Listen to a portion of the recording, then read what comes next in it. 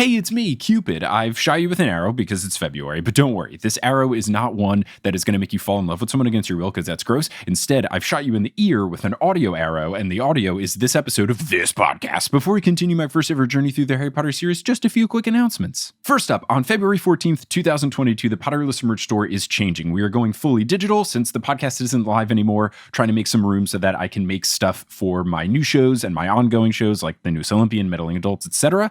So after February 14th, there's not going to be any more physical items on the Potterless merch store. There will still be the digital stuff, but the physical stuff is getting shipped to me, and I will only be able to sell it at live shows going forward. But it's not all bad news because we are having a clearance sale because of this situation. So from now until February 13th, there's a bunch of stuff that's 25% off, like the shirts and the hoodies and the mugs and the notebooks. So if you head on over to potterlesspodcast.com/merch, this is your last chance to get some of those things unless you come to a live show, and also you'll get it at a discounted price. So head on over to potterlesspodcast.com/merch, and that sale ends on February 13th. Speaking of live shows, we've got some live shows coming up, and as long as things tend to look good in terms of safety reasons, we should have some more shows later on in the year. But right now, on the docket, for March 3rd, 2022, we've got Nashville, Tennessee. For March 4th, we've got Atlanta, Georgia. For March 31st, we've got Washington, D.C. And for April 21st, we've got Seattle, Washington. If you want to get tickets, if you live in or near those cities and you want to see a show, you can go to potterlesspodcast.com/live right now and get tickets, and follow us on social media. Just search Potterless on Twitter, Instagram, or Facebook. You'll find us for updates about if we are coming to a city near you later down the road. I've got some things in the works. We just got to get something signed, but you're not going to want to miss those announcements, so follow us on social media. And speaking of me and live shows, we're doing a Horse Digital live show on February 3rd. That's a Thursday at 7 p.m. Eastern time. We're going to rank all of the NBA dance teams from worst to first. It's going to be very fun, and you can get tickets at bit.ly/horse2322, all lowercase for the letters and numbers for the numbers. And finally, let me just give you a little context about what you are about to listen to. So this was part of a Zoom happy hour that I did with the Orange County branch of NAMI. NAMI is the National Alliance on Mental Illness, and we talked about Harry Potter and how things would have been so much different and so much better if they had a therapist or a guidance counselor, something in the school. We talk about all the different ways mental health was brought up in the story, the good, the bad, the in-between. If you enjoyed the episodes that we did about diversity, inclusion, anti-Semitism, those types of episodes of Potterless we did towards the end of the weekly run, you're really going to enjoy this one. Amanda from NAMI, who was leading the talk with me, she was absolutely fantastic. I think we touched on a lot of really great things. And if you want to see the video version of this, you can go to the Potterless YouTube account. Just search for Potterless in YouTube, or you can go to the link in this episode description and check it out there. So there will be a video version there as well. Keep in mind, this was from Zoom, so the audio will sound like a Zoom call. I did my best to try to make it sound the cleanest and smoothest and silkiest as possible, but there's only so much you can do with Zoom audio. Also, just a general content warning for this episode. We're going to talk about a lot of different mental health situations that come up in the book. If any of those are uncomfortable for you, I would say just skip ahead about 30 seconds to a minute and see if what we talk about next is something that you're more comfortable with. Just wanted to lay that out there. We cover a lot, and I think it's really nice, but if any of those things are stuff that you don't want to hear, just skip past them. I hope you enjoy this. I think you will enjoy this. And without further ado, let's get into this very special episode of Potterless, Harry Potter and the Missing Therapist.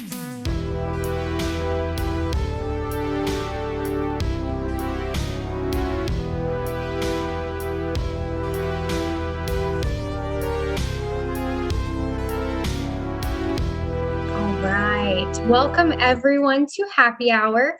So I am Amanda. I am one of the program coordinators here with NAMI Orange County. If for those of you unfamiliar or new to us, Happy Hour is one of our teen and young adult programs we offer here, where we take an hour to just discuss mental health, take into account our self-care and mental wellness, and just have an hour of happiness. So we are NAMI. We're part of the National Alliance on Mental Illness. And, thank you guys for tuning in and joining us. Jerica will be dropping in the chat. We do have a survey. This as a nonprofit is super, super important to us, where it allows us to create more programs at no cost to our community, and anything that we can do for the future, let us know in that survey. We really, really appreciate it. And so I think without further ado, let's definitely crack into this. So I want to kind of kick off this whole conversation of let's address, those moments where there are themes that are hinted at, or metaphors for throughout this series, but they may not necessarily be totally positive. So I think the biggest one that most people see right off the front, it's one that even the author herself has talked about quite a bit, is that, Dementors have always been a metaphor for that depression. How they kind of just creep about, they fill you with that cold, with dread, with absolute fear, feeling like you can't move. And a lot of that too can be very similar to how actual depression feels, can be very hard to get past it. You just feel kind of sad, a little bit lost. And so I think with how she sets up Dementors, I mean, they're truly terrifying creatures within this wizarding world. Right.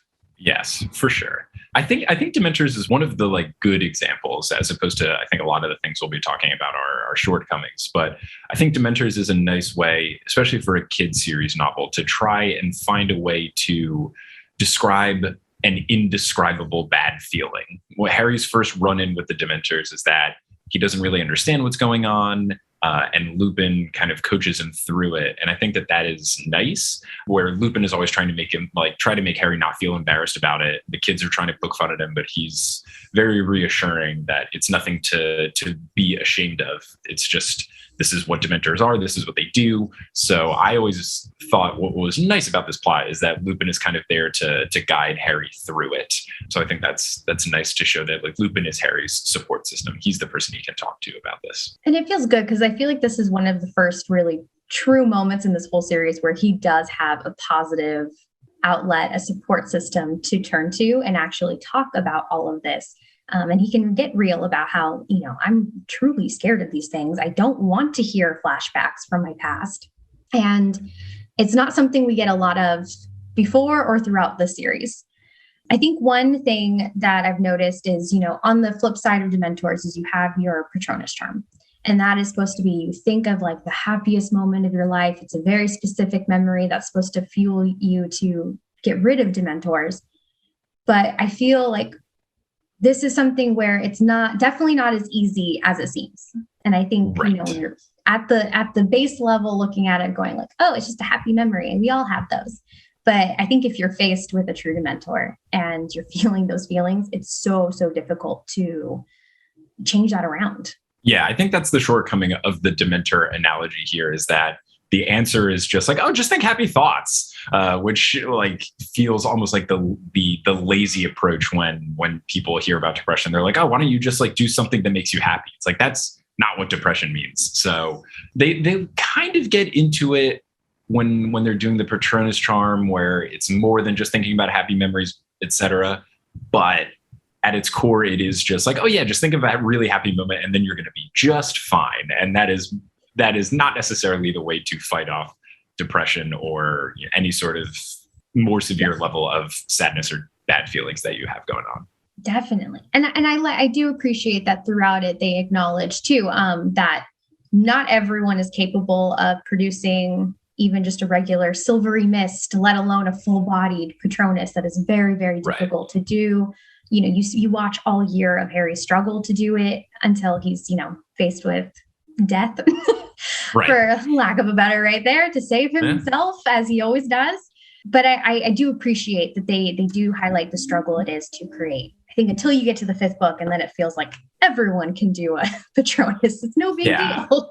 Yeah, they set it up well at first, where it's not necessarily the easiest thing. Lupin really has to coach Harry through. It is disappointing that Lupin, who appears to be the only person that the only adult that Harry can really talk to at the school about what's going on, he has to leave the next year. So the school that already doesn't have any sort of guidance counselor or therapist or person he can talk to, the one voice of reason he can talk to, he doesn't get to anymore. So that's a bit of a sad note in terms of just Harry having someone to discuss all of this with.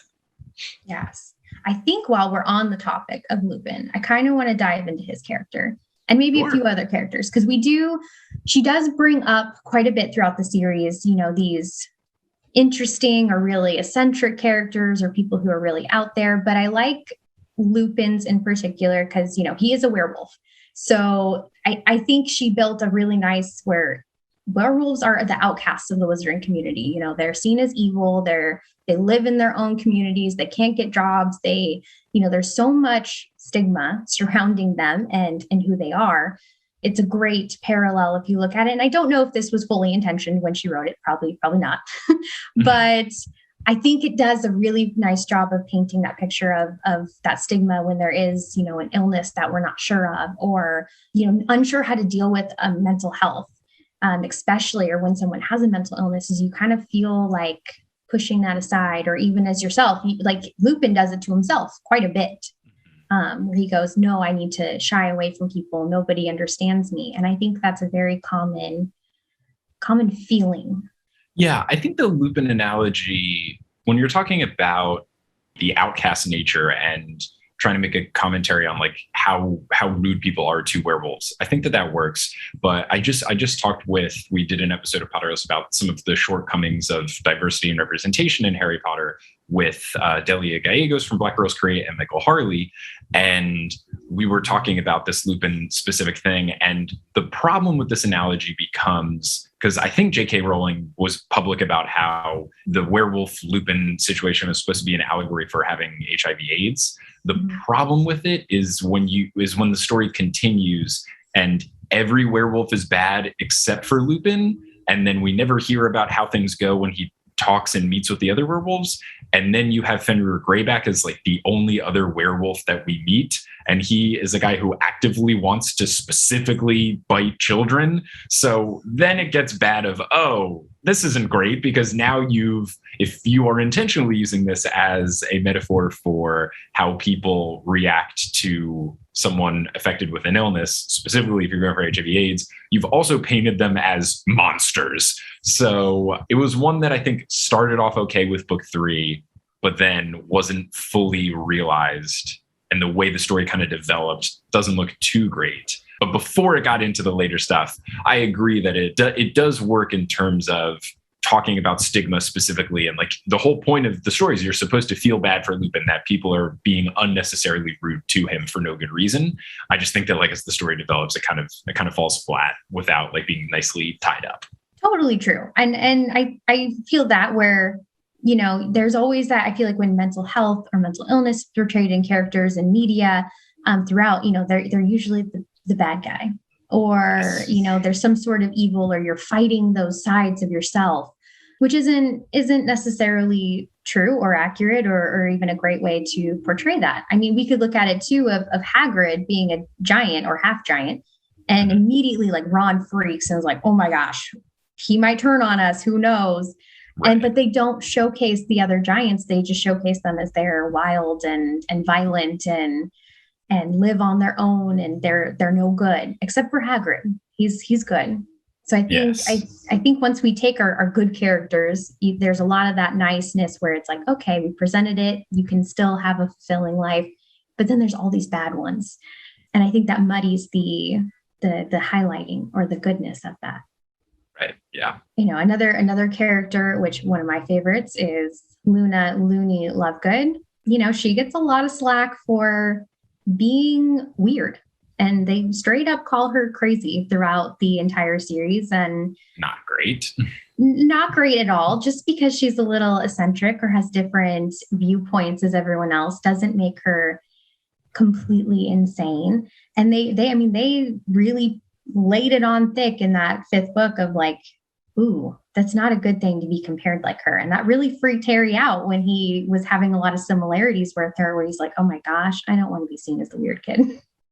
Yeah, I think this is another example of like a commentary done well, because I feel like everyone reading it understands that people are being unnecessarily rude to Luna. It's pretty clear that people are not treating her well. She's not bothered by it. And people who actually get to know her really like her.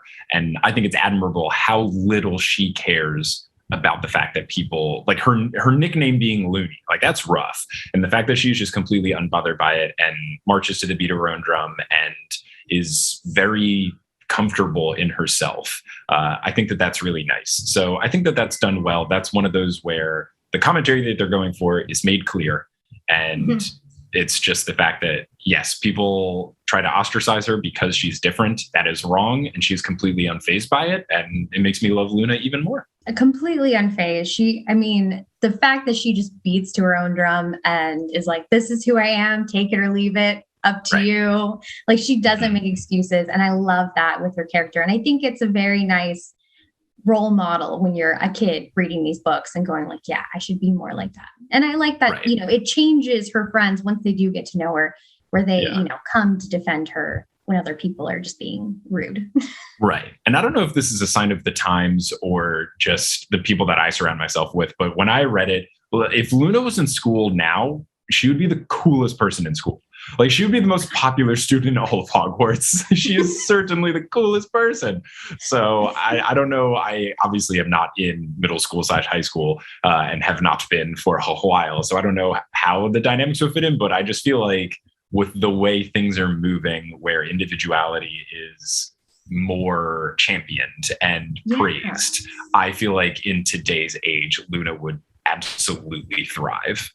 Or at least thrive with the right people and to the right audience, the people that matter, not the bullies of the school that we do not care about. Exactly. We ignore that. But I agree. I think that definitely goes to just show how much further things have come. Because I feel like when going through middle school, oh my gosh, if you had been that person, just change schools, change your name, don't come back. But nowadays, I mean, that individuality is so celebrated and is, something you strive for. I think she's just further how much of a great character she has written. Sad she's only like from book 5 and on. A shame indeed. I know. So another theme within the series that I think we're going to be talking quite a bit, especially in this next chunk, is that PTSD. I think we see lots and lots of it. And rightfully so. I mean, Harry has the most tragic background of a character in a series. Each year, more tragedy surrounds him. So it's almost impossible to not come out of this unscathed in some way, shape, or form. I think we see it a lot within, the early series when he has those flashbacks of his parents, but doesn't fully understand what it is. Book 5 is the definition. Yeah, book 5 is what really happens. And I remember if I wasn't doing Potterless when I was reading book 5, I would have stopped reading Harry Potter at book 5, because as narrator Harry, he's so frustrating. And I'm very thankful to the Potterless community. They've pointed out a lot of different things to me. And my first read through is just like, wow, Harry is being such a grumpy teenager. And a lot of people pointed out, like, look, he just went through a whole lot and he's not dealing with it well. And then upon reflection afterwards, it makes sense. Like, okay, yes, that makes a lot of sense. And this is where I think that one of the shortcomings with book 5, Harry specifically, is that he is going through a lot, but they never like talk about it. They never address it. And there's plenty of examples of people starting to or trying to, like Hermione a little bit, Ron a little bit, or it's like very clear that Harry is treating people poorly, but at no point in the story does anyone really take Harry's side and talk about it. So I feel like this is something that when your audience is mostly children and young adults, I feel like you should probably make it a little bit more clear, like, hello, the reason that Harry is being very grumpy and lashing out at people that he loves is because he's, you don't have to make it break the fourth wall obvious, but I feel like there could have been some sort of conversation where like Lupin pulls him aside or Sirius pulls him aside. And I would have to reread the book to see if anything like that happens. But I just remember my initial reading of it being that wasn't really explained to me in the book clearly, but the community did. And I feel like JK in the longest book could have put a little thing about like a bit more, if that's what she's going for, which I think she was. I feel like you could have done a little more explaining about like, here's what's behind this. 100%. And I was in the same, I read these growing up as a kid. And I remember very much being a kid reading this book and going, oh my gosh, I know it's rough right now. Like I'm feeling you, but woof, that was a lot. And I mean, that's why I completely took a break. I think the 6th book was out and I was like, ooh, don't know if I need to go back to that. If Harry's still going to be as angsty as he is, like that was kind of rough. Going back and reading it as an adult, I feel like it's completely changed my perception of it. Cause you really start to identify like, yeah, like he just witnessed his friend and teammate getting killed. He, saw his nemesis reborn and going, oh no, I'm not protected anymore. Yeah. And things are about to get real. And then you're immediately cut off from everyone. And he's left so isolated that you're like, of course, like I would be so angry with everyone. And then to have no one to talk to or turn to while you're reliving these very traumatic moments is difficult. So of course he's, angsty Harry. Right. And then, I was going to say, and things even get worse for Harry in the fifth book because he loses Sirius very abruptly. And you get a little bit of a conversation of Lupin talking to him after it. And I do think one of the nice scenes is Luna talking with Harry, because Luna lost her mom, and Rosa in the comments here said that she wished Luna could have gone more into that. I think that would have been really nice because it's a nice conversation. It doesn't last very long. Those conversations with the Lupin and Luna happened towards the end of book 5. I really like the end of book 5. Those conversations started to happen, but then they don't really continue into book 6 because we've got so much Horcrux plot stuff to do that it doesn't really get discussed. And multiple people in the comments here have also said stuff about Alice and Frank Longbottom, which agreed, because that's another situation of Neville's going through some of that. So maybe Harry and Neville could have talked, but Harry just ignores Neville for 6.5 books. But I feel like there were discussions started in book 5. They weren't like fully brought out. I feel like there could have been a little bit more to address like why Harry is so angry, so that the conversation around it, I feel like the more common thing, like even you said, the more common thing is for people to call it angsty Harry, which like more accurately it's PTSD Harry, but I just don't think the book itself makes it clear enough that that's what's going on. And for a young adult and children audience, I think it should be you can make it more clear and make sure that that's the interpretation that the audience gets out of the story. Yeah, I definitely agree. I'm liking some of these too, where, Alice and Frank, so many of Harry's classmates, all their parents went through the first Wizarding War. And I think it was affected a lot of people. So I think a lot of these students have some sort of trauma in their backstory or their childhood that they've dealt with that Harry could definitely have turned to some of his friends and they might have understood. I'm seeing one where it was even like, did Ginny get therapy after having Voldemort in her head for a year? That needs to be talked about a whole lot more besides just her saying like, well, we shouldn't write in things or take notes from books. Like that's all it's ever touched on of like, hey, like he literally possessed my mind. And to have something that kind of that dark in you, that can, that's not great. Yeah, especially at such a young age. And Kate also in the comments saying that Harry has trust issues. He can't really talk to anyone. It makes sense. He doesn't imagine if the school had someone that he could talk to, that would go a long way. And then also I forgot that this was also in book 5, but like another theme is, hey, Dumbledore, the one person I kind of talked to about the stuff, is kind of being weird and ignoring me and is being kind of shuttered and not telling me everything. And that throws Harry for a loop too. So there's a lot of stuff that is going wrong for Harry in book 5. And I don't think enough discussion, like you get, of course, like Dumbledore apologizes and stuff in the end, but I don't know. It just shows that even just outside of like the commentary of what the book is trying to do, it just shows that Hogwarts, like within the canon, is just so poorly run, just a poorly run institution that is not doing enough for these children. Like, yeah, Ginny totally should have had someone to talk to. That is wild. She was possessed by the most evil wizard at age 11. Come on. Yes. As a first year student, it wasn't even like her as a 7th year and can process. No, she was 11 years old. And that's a scary, scary thing to be at a boarding school away from your support system and being like, yep, just become homies with Voldemort. Right. Yeah. Gosh, can't imagine going through that at age 11. I can't either. That was a fantastic point. It's one I never even thought of even going through this. And how many times throughout the series, I feel like Harry does, not in full truth and honesty, but he does always reach out to these teachers of like, hey, shady things are happening. Maybe we should look at this. And they go, no. You just pipe down, sit back in your seat. We're fine. It's fine. Yeah. Harry's mistake is that he didn't talk to McGonagall enough, because every time he talks to McGonagall, she does a good job of calming him down and telling him what's up and helping him. And she proves time and time again that she wants the best for Harry. Harry should have been in McGonagall's office all the time, every day.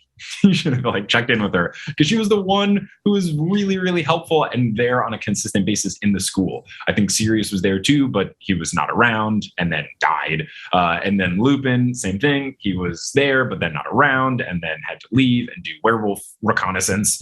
But McGonagall was always there. He should have talked to her so much more than he did. He was at least the one stable, tried and true, always had his best interests at heart, where, you know, we can debate all day about Dumbledore because that one is a very complicated relationship.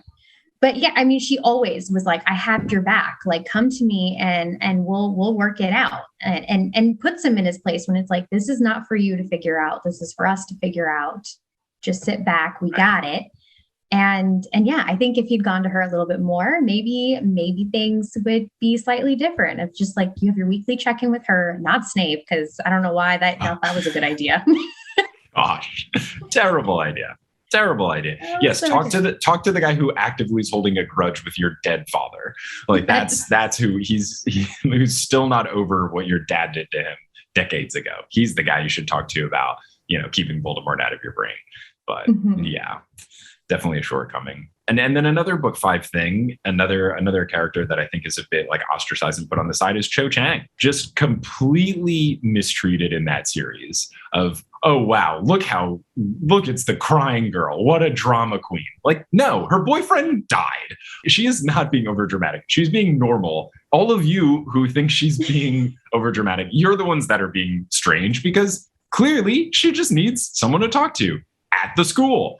Ugh. That one, I think, and I don't even think that was like a JK trying to make a commentary thing, because like Ron, you kind of get that when Ron is weird to Hagrid, it does come up of, what, hey Ron, like that wasn't so nice. He's like, you're right, that wasn't. But like with Cho, Harry, Ron, other people in school are all completely rude to her, and then at no point in the series is it brought up that is what JK was going after. I think she just completely mishandled the situation.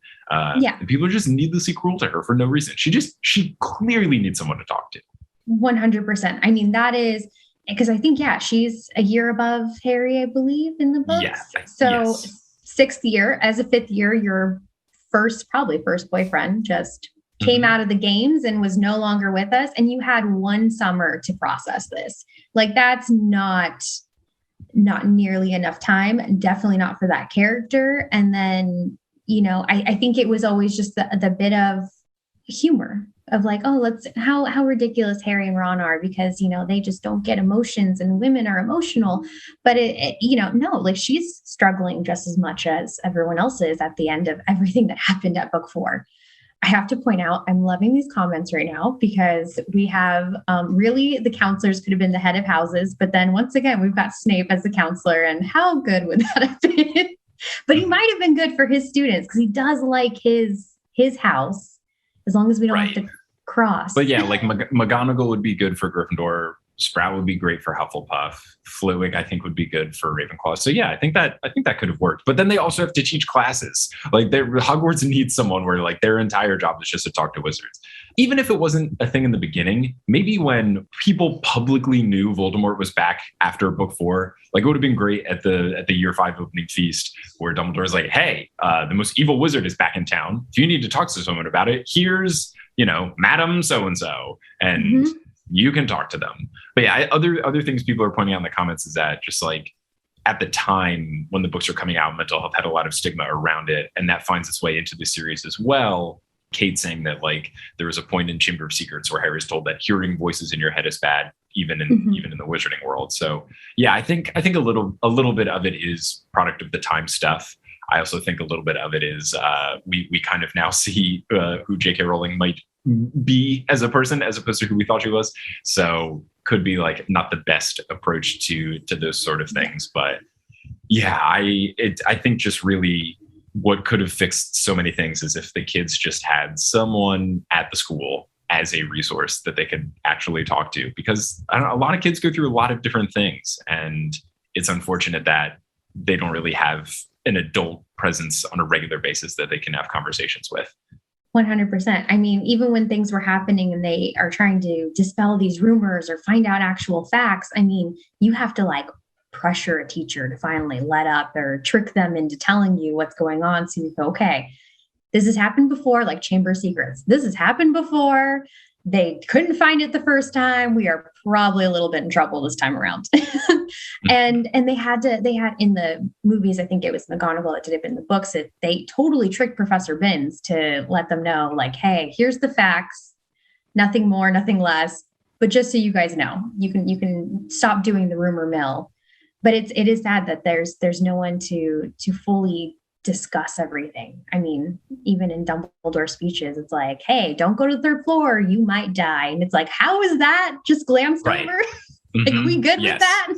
Right. Yeah. I think, and even some of the other things that happen, just about like, someone in the comment pointed out, like, people can't agree if who actually killed Cedric, because you've got the Ministry of Magic trying to do a big cover-up job and stuff. And I think Dumbledore in one of the closing speeches addresses that fudge, or, you know, whatever's going on, they're not being truthful. But yeah, I feel like you would want to step in, because you have the side plot of Seamus being angry at Harry and not really believing him. And, you know, you've got the one newspaper, like the one news source, is saying that Harry's a bad person and he's behind this and he's lying and all of that. I feel like it's the duty of Dumbledore as the headmaster of the school to try to defend Harry more publicly and make it clear to the students what is going on, as opposed to just like waiting till the end of the year to talk about it. Yeah. And then allowing someone like Umbridge to come and teach at the school, which, oh my gosh, she should never have been around kids. Not at all. Not at all.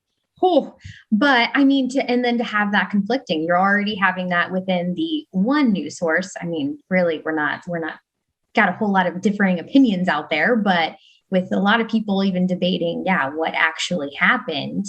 And then to bring another outside influence into the school to, you know, battle with Dumbledore and what actually happened. I mean, it's a lot to process. And you don't know. And now all of a sudden, friends who you thought were friends aren't your friends anymore because you disagree. And it makes it just that much harder. For sure. Oh, past Mike, look at you, thinking you could escape me just because you were in a Zoom call from the past. Well, no, it's me, editing Mike, and my power knows no bounds. We're going to take a little bit of a break here for what else but Wingardium Adredosa.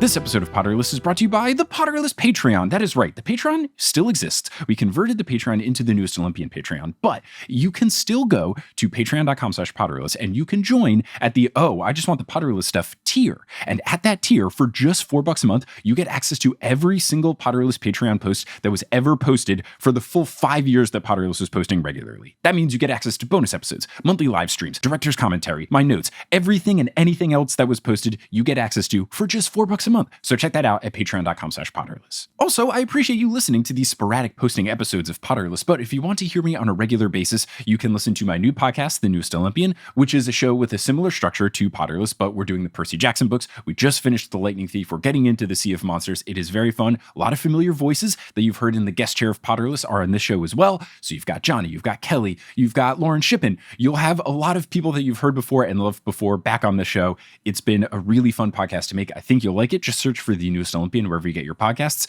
And you could also listen to a show called Modern Muckraker that I put a lot of work into, and Brandon Grugel did a lot of sound design and editing for. I'm so happy with how it turned out. All 4 episodes are absolutely fantastic, and you can listen to them by searching for Modern Muckraker or going to modernmuck.com. And finally, before we go, you're going to hear words from a few sponsors who make it feasible for me to be a full-time podcaster. Some of these ads are going to be read by me, others of them won't. The ones that are not read by me are inserted locally, so if you live in Bulgaria, don't be surprised if you hear a Bulgarian ad. But once those ads are complete, we'll get back to this special episode of Potterless.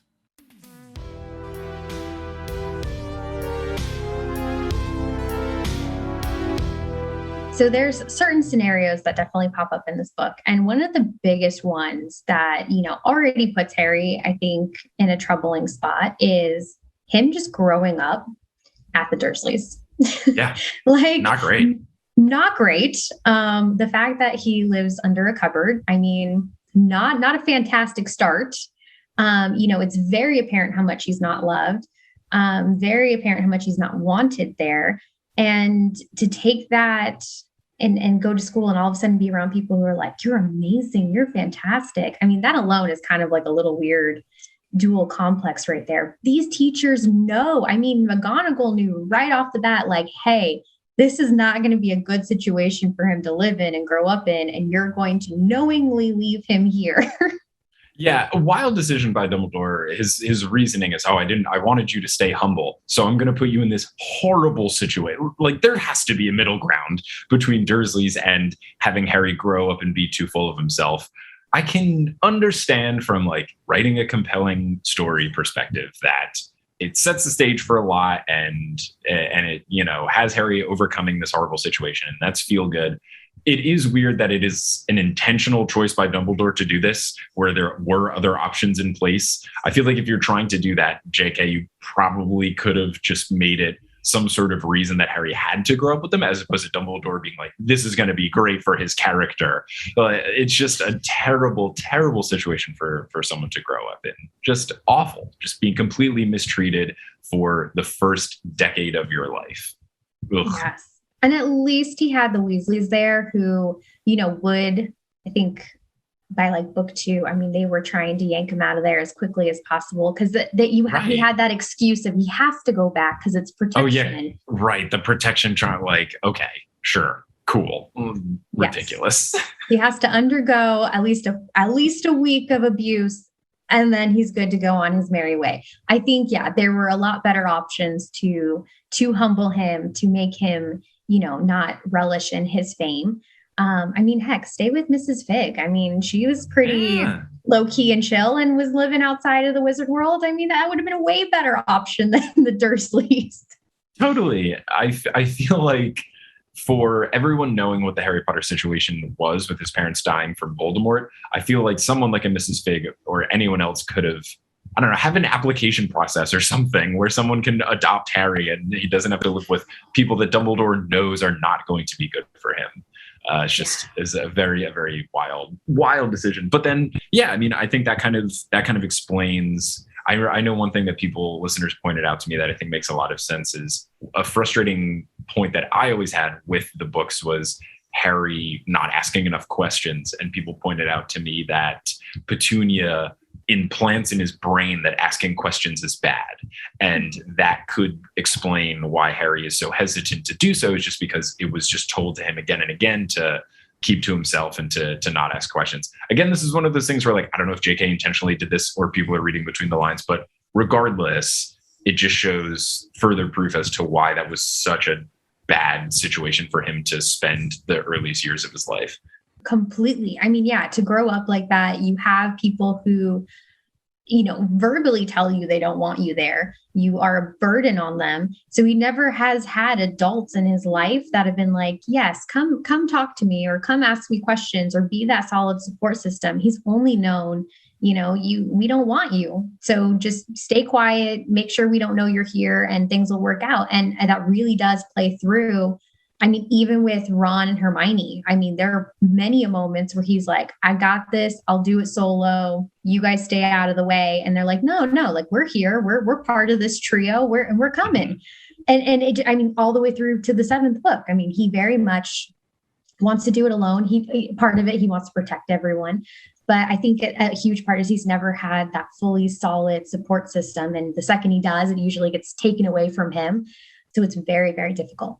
Just a terrible situation to start in. And then another thing is just like, he has that as a starting point, but then also just consistently throughout the series, he is just time and time again dealing with someone trying to kill him every single year. And then, then, as you said earlier in the chat, like, all Dumbledore does is toss riddles his direction as his only form of trying to deal with it. And Dumbledore's lack of concern for Harry's mental well-being, and also just like his physical well-being of not dying. Like, Dumbledore steps in there, but I get that Dumbledore apologizes in the end of book 5 for kind of messing this up, but it is very disappointing that Dumbledore, we learn he kind of used Harry as a pawn, and then just wasn't checking in all of the time to make sure everything was okay, and being a constant source, and was doing a lot of things behind the scenes and keeping Harry out of the loop, and thinking that would be in Harry's best interest if he didn't know what's going on, because there's a lot on his plate. And it is just a rough situation for Harry to be in. He's so young, he's dealing with so much, and then his one main resource who kind of explains everything to him and helps him through stuff is intentionally trying to withhold information from him because he thinks that's what's best for him without ever talking to Harry about that. And that is just very disappointing on Dumbledore's part. Oh, yeah. I always found it very frustrating that, you know, Harry has these questions pretty much all year long of like, I'm hearing voices. That's kind of strange. I'm not sure what's going on with that, but I have no one to ask because I've been told don't ask. And leaving these full-on explanations until the very end of, hey, so you survived. Great. Kudos to you. We got close there, but we made it. And so here's how you made it.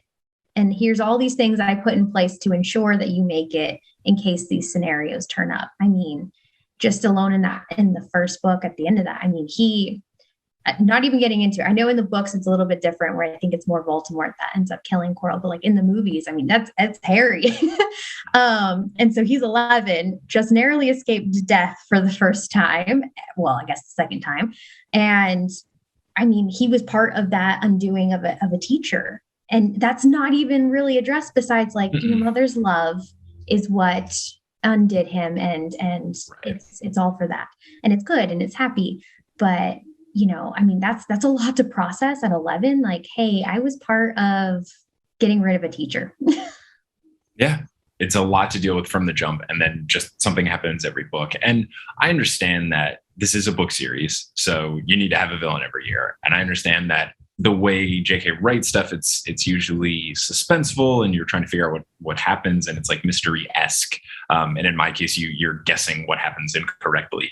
But it feels like for the sake of plot, Harry's well-being is just consistently tossed aside.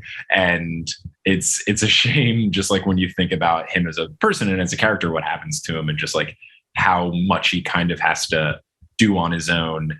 And it's something that when I was reading the books, I time and time again was just like, wow, Harry is just making such rash decisions. And, you know, if only he, like, I didn't think very highly of Harry until I got to the end of the series. And, you know, with the Dumbledore reveal and things that listeners have pointed out to me a lot, like, it makes it more clear all of the stuff that Harry's going through and how little help he gets towards doing all of those. The fact that Harry is selfless enough to just basically willingly walk into the forest, just completely confront death, knowing and thinking that like, this is it. This is going to be the end of me. And then that's all. And I need to do this to save everyone. I'm 17 years old, but like, I had a good run. I think that's where I gained a lot of respect for Harry. And by that time, I had also had a lot of people thankfully point out to me, Harry's going through so much. It kind of explains some of his more rash decisions and times he lashes out at folks. And it makes me just feel so sad for him that there wasn't a lot around him to help him out. Yeah. It's very, very, once you like actually tally everything up, it would really suck to be Harry at times. Cause yeah, someone's always trying to get you. You kind of have this fear with you everywhere you go. I feel like once things really start looking up for him, it kind of gets turned around. And yes, it's a story. So you have to always have your villains and the points to set our characters back or help them grow. But yeah, I mean, you just can't help but feel so bad by the end of that of like, oh, we did all of this together and just to lead us here. You know, luckily it's Harry. We can't undo Harry. So he's, you know, always makes his way out of it. But, you know, you really start to feel for the character, especially reading it again as an adult and you know more of just experiencing life and going, geez, he's not as strong as he is. Like he has his flaws and they're created from all this childhood back trauma and it's hard. But I do like Rosa in the comments did say like, you know, trauma doesn't make you stronger. And I think that's a lot of what we see is he has all this built up trauma and it's there to make him a strong, humble character. And he can make these decisions and he can do these hard tasks because he's Harry Potter and he's mastered everything. But you know, that's not always the case. And it really does glamorize it a little bit. I agree. I think there's so many people in the comments making like lots of really good points about all the different things, just with Harry and Dumbledore and all of that. And it's something that I feel like book 7 did a little bit of a better job. You kind of get the reveal that, oh, maybe Dumbledore isn't the best. So that gives you a better appreciation or at least a better understanding for some of the things in the earlier parts of the series, like if you read book 5 and you're confused about why Dumbledore is being so strange and stuff like that, then you get to think, oh, I get it. Because before we had this reveal, I thought Dumbledore was great. And now I get to realize he's not. So I think book 7 kind of helps with some of the discussions of recognizing that not everybody is perfect. Even the people that earlier on in the books we thought was just like the top of the top people that we should always think are doing the right thing at all times. So I think that was nice. But yeah, I mean, it would have been nicer if there were things throughout the story that kind of talked about this more. And I think maybe it is just that's what happens when you're writing a book back then. And I think things are more on it now. And I've just started to read Percy Jackson. I'm only a couple of chapters into the first book, but it seems like they're doing a better job with that. His ADHD and his dyslexia has already come up multiple times, and characters are trying to talk to him about it. I know that was like an intentional choice that the author Rick Riordan made. So I would just hope that more and more in young adult series that are going forward, these kind of things can be addressed and, talked in a way where it breaks down the stigma, it breaks down and has conversations about these things so that it's not reliant on us having these conversations and stuff, but it's more clear in the books. And that's a way for kids to either understand it on their own or open the door for their parents to have conversations. Or, if you do it as summer reading, your teachers can talk about it. Like, I think those are all important things that I would hope for YA series of the future, that it's something that just kind of breaks down all the different stigmas that were around, like you see with Cho being you're the weird crying girl. Like, no, she's being the regular emotion girl.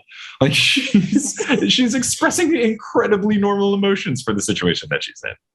Everyone deals with grief differently. And that, I love your points that you made there, where I think, a lot of it is probably definitely just sign of the times of when this was written. And there are series out there where it's being talked about. They have more supportive systems in place and it's showcased, because as kids, and especially if you're a heavy reader or love these fantasy, you become so immersed in these worlds and you really latch onto these characters when you have those similarities or you connect with. So I think the more that these authors can really reduce that stigma surrounding it, realizing like it's okay to talk about these things, it's okay to experience things differently. I think it's a really positive thing for our next generations and really helping reduce stigma surrounding many things, not just mental illness or health, making it more comfortable. Yeah, definitely. It's something that I think media is definitely getting better about, just from seeing the way some of the movies and TV shows are now, even just watching some of the kids shows that my niece watches. I think things are getting better, which is really nice. And I would just hope that it just continues to improve from here on out. Definitely. And I love that as all of us being fans of these series and loving them, we're able to look at them and see where, there are shortcomings or how far we've grown from, when this was all written or just examining these further and having these conversations, I think just really helps propel it even more. But sadly, that hour just flew by just like that. It always does. It always does. That clock, man, it's staring me down. But I want to give you a chance to kind of deep dive into all your other amazing podcasts that you have, new stuff you have coming up. I know you've been touring as well. So let us know where we can connect with you and find you next. Sure. I have a website with all of the stuff. It's Schubes, so schub.es. But basically, in addition to Potterless, I co-host a podcast called Horse, which is about basketball, but just the fun elements. So we talk about the WNBA and the NBA, just the entertaining things and the wild stories of the current and past. I also host a game show for charity called Meddling Adults, where guests compete to solve children's mysteries from series like Encyclopedia Brown or Scooby-Doo, and then whoever wins earns money for a charity of their choice. And then, as I mentioned, starting in September, I'll be doing a similar structure of Potterless, but for Percy Jackson, more so in the quest. Like, the more of the Potterless was like, oh, look at me, I'm an adult who grew up I was right in the wheelhouse of Harry Potter, and I can't believe I didn't read it. This one is more of because I think a lot of people, this will be their first time reading and they'll use it as a digital book club. The thought more around this podcast is like, have we all been collectively sleeping on Percy Jackson? And is this the book series that should be like the Harry Potter thing? Like, should it be at that level? And was it just done dirty because the movies were bad? Shout out Chris Columbus for ruining the first two movies. So that's coming out. And then in October, I'm working, the plan is for the show that I launched a Kickstarter for, Modern Muckraker, to release. And that's going to be a comedic investigative journalism podcast where I will be playing a character who's convinced he's doing the world's most important research, but in actuality is answering very silly questions, such as when should Spider-Man take the subway instead of web swinging? That's what I've got going on. But yeah, Potterless live shows are happening as we can with the world right now and stuff. So there's a lot going on, but I'm a busy boy, but I have fun doing this as my job. Love it. Yeah, definitely a lot going on your end. I'm definitely on the pro Percy Jackson, definitely missed its stride with those movies. I'm very about that, but amazing book series. I am a huge Greek mythology buff. So having something in a contemporary setting is just, oh my gosh, blew my mind. And then just to wrap things up, I do want to go over just a few of the resources that we do offer here at NAMI that are, specifically for our teens and young adults. So one of the first ones is our OC Warm Line. So this is our free and confidential telephone service that is there to provide emotional support or resources to our Orange County residents. It's available 24/7. You can call or text our number. It's 714-991-6412. And really, our staff is just there to chat if you ever need a ear to listen to or have someone listen to you. If you're curious about what resources are free in our area, they have that whole database for you to access. And next up, we have our teen and young adult program. So Happy Hour is one of our programs we do twice a month here at NAMI. This is our chance to just take an hour of mental health wellness. We do activities, we have discussions like this, which is a lot of fun. One of our other monthly events is Honest Hour. It's where we take a look at different mental health related topics and have a full panel that just does deep dive discussion. And it's a chance for you guys to ask any questions that you have revolving mental health. So those are two of our monthly events that we do. We also do other one-off events here and there. We also share community resources. So if you ever want to just see what's going on, you can definitely check out what's on that page. It's constantly being updated as well. Face-to-face. So this is a newer program we offer here at NAMI. It is a peer mentorship program that we offer through Zoom. And so with this peer mentor is there, once again, just to help provide that additional emotional support.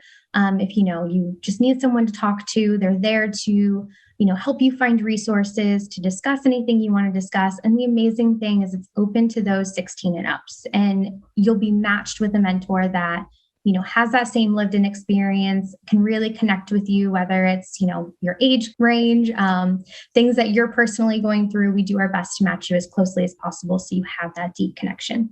You can sign up for that on our website. Jerica is dropping the links for that in the chat.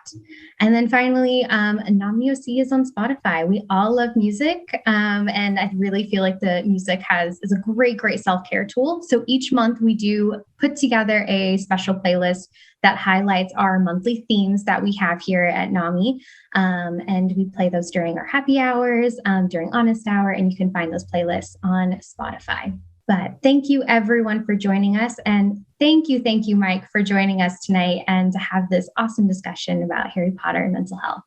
Thank you so much for having me and for putting this all together. This was great. Thanks to everyone in the chat who was there and contributing lots of really great points. And also to all the people who saying that Potterless has gotten them through some tough times. That's really nice. I certainly listen to podcasts and music, like you were saying with the playlists, if I'm feeling stressed out. So to know that stuff I create can help people warms my heart. But yeah, this was a very fun discussion. Thank you, Amanda, and the entire NAMI team for helping out, and Jerica and everyone just making this a really fun time. I had a great time, and I hope everybody else did. Awesome. Well, thank you guys so much for joining us. We hope to see you next time. Have a fantastic, fantastic evening, and we'll see you soon. Yeah, have a good one. All right. Bye, everyone. Hey, Hey, thanks for listening to this very special episode of Potterless. The next feed drop we will be doing is on Monday, March 28th. Going to be some more live show audio. Speaking of live show, I would love to see you at a Potterless live show. We've got 4 shows coming out: Nashville, Atlanta, Washington, D.C., and Seattle. You can get tickets at potterlesspodcast.com/live. If you want to hear a bunch of Potterless stuff from the past, if you want access to the Patreon, if you go to patreon.com/Potterless, you can join the I Just Want the Potterless Stuff tier, and you get access to every single Potterless thing that was ever posted to the Patreon. You get access to all of it, whether that's bonus episodes or live streams or my notes, director's commentary, all of it. 5 years worth of content. You get access to it for just $4 a month. So you can get that at patreon.com/Potterless. Again, thank you so much to NAMI for having me on this event and for making it possible. If you want to learn more about NAMI and what they do, you can go to NAMI-OC.org. If you want to check out their happy hours specifically, check out the link in the description. If you want to stay up to date with what I'm doing, you can follow me on social media at Schubes17 on Twitter and Instagram. You can go to my website, schub.es. You can listen to The Newest Olympian. You can listen to Horse. You can listen to Meddling Adults, which will have a season coming out in 2022. You can listen to Modern Muckraker, and you can listen to old episodes of Potterless if you haven't finished all of that, or re-listen to Potterless. I'm not your dad. Do whatever you want. I'm really appreciative for you listening to this and for staying subscribed to the show. We're going to be posting stuff every now and then, and I am just glad that people still listen even though the show isn't weekly anymore. So I really appreciate it, and I just hope that you have a very nice day.